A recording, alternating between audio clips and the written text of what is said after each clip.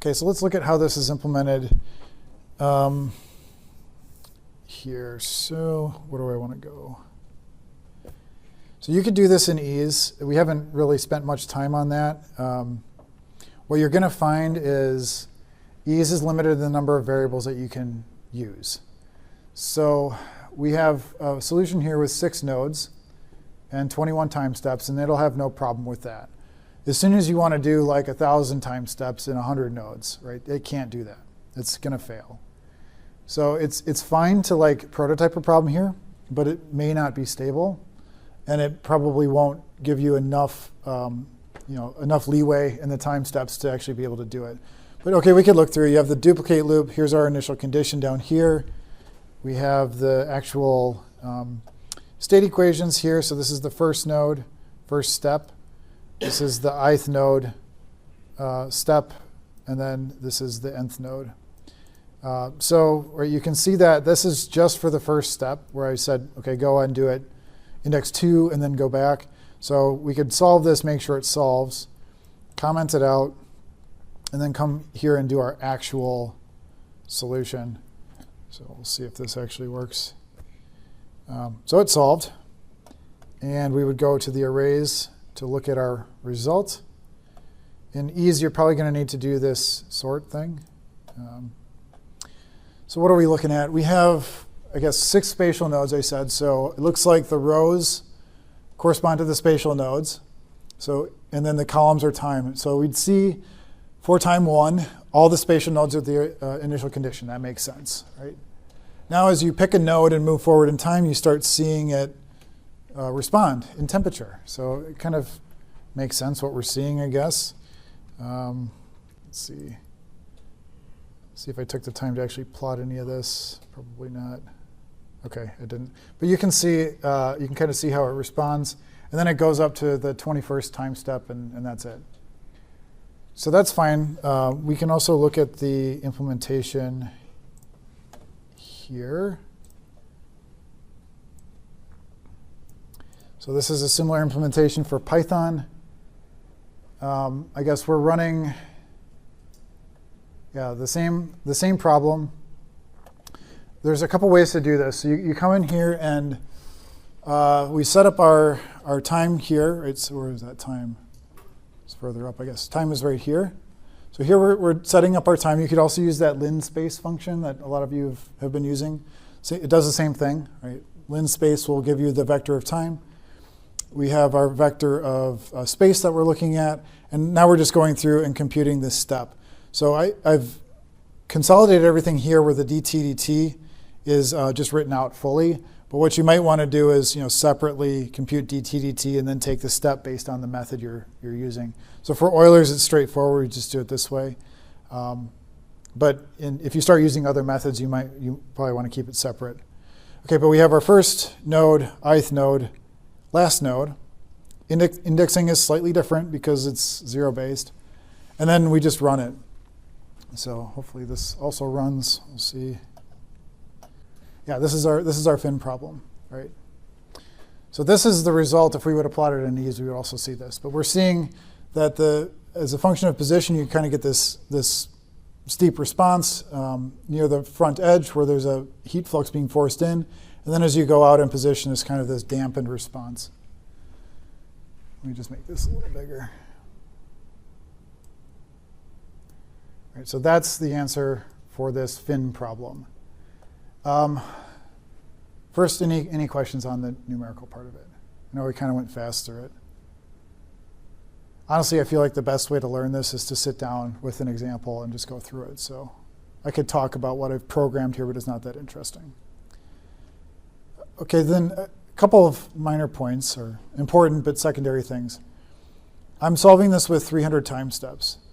If we weren't careful about our critical time step and we took too few steps, we would see some kind of crazy things. So let's say we decided to take 200 steps instead. That's my answer.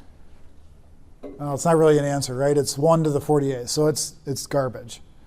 So at what point does this solution become garbage?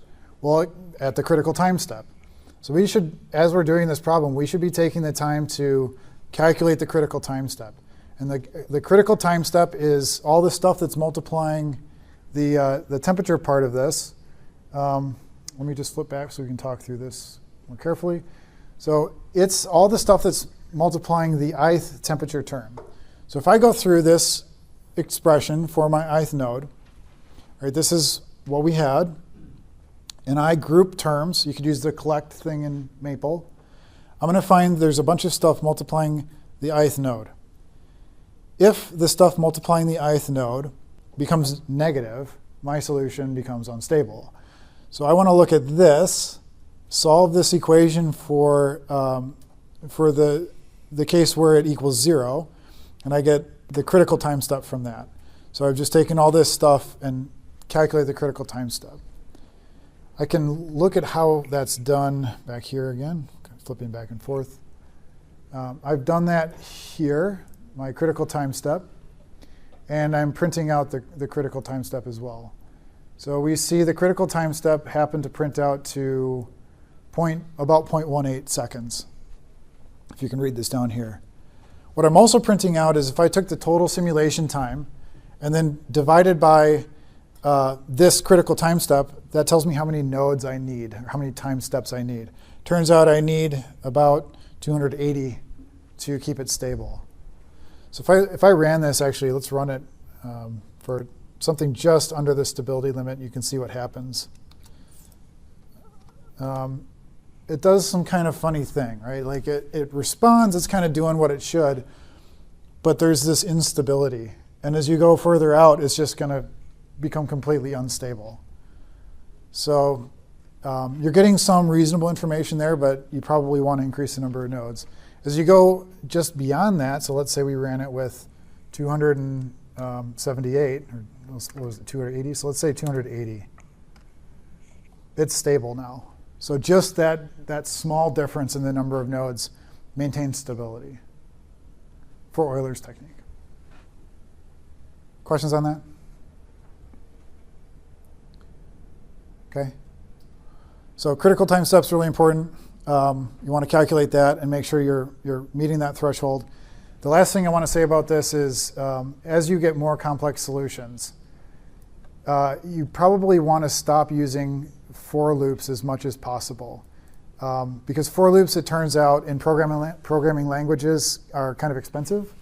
In MATLAB or in Python with the NumPy library, there are ways to do this same thing while reducing the number of for loops.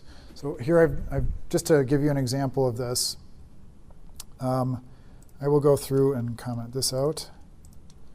And I've written an equivalent statement of this problem here using a vectorized approach, also up here. So vectorizing means we're going to take the entire vector that we have and then just let NumPy do all the individual operations. So whoever has programmed NumPy is a much better programmer than we are, or I am at least. And so they know how to really computationally efficiently iterate through a list and not have to go through the expense of the for command. So here we'd say something like the following. I could say instead of for I in range n, assign value, I can say t colon. So colon's going to expand out every single element in that position at the 0th second dimension index is equal to t infinity. Right, so it's like populating everything here. So that's really powerful. We've, in one line, dealt with the issue.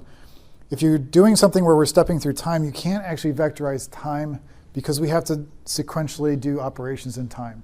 So we can't do the j index, but we can do the I part of it.